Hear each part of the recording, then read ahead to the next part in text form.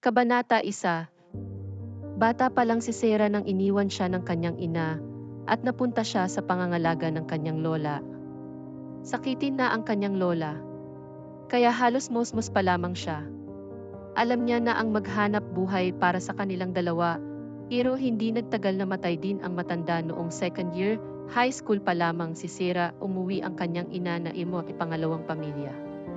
Ay may mga anak na din ito kaya si Sarah parang nabaliwala na ito ng kanyang ina.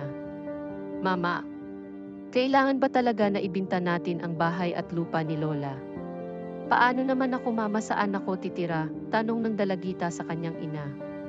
Sa kubo doon ka titira, hindi naman siguro pag-interesan ng bagong may-ari ang kubo na halos kulang na lang liparin ng hangin. Kailangan namin ng pera kaya dapat na maibinta na to ang bahay at lupa.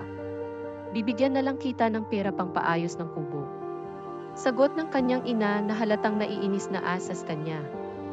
Walang magawa ang dalagita kahit na gustuhin niya man na ayaw ibinta ang bahay ng kanyang lola dahil doon na siya lumaki at sila naman ang kasama ng matanda ng mahabang taon. Bakit umuwi pa nagkanyang ina? Halos di nga siya niyakap noong unang kita pa lamang nila. Siguro malayo talaga ang loob ng kanyang ina sa kanya. Isip ni Sarah. Lola, namis na kita. Tahimik na umiiyak si Sarah, sino pa ang kakampi niya. Lumaban sa buhay si Sarah dahil sa lola niya. Kahit hirap na hirap siyang alagaan, ito kinaya niya.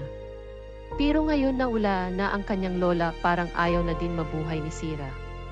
Lola, bigkas niya habang patuloy na umiiyak. Nakatulog si Sarah nang gisingin siya ng kanyang ina para magloto ng kanilang hapunan.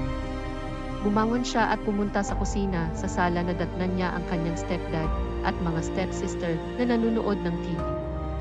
Hindi siya pinapansin ng mga ito kaya si Sarah dire-diretso lang sa kusina para mag-umpisa ng magloto.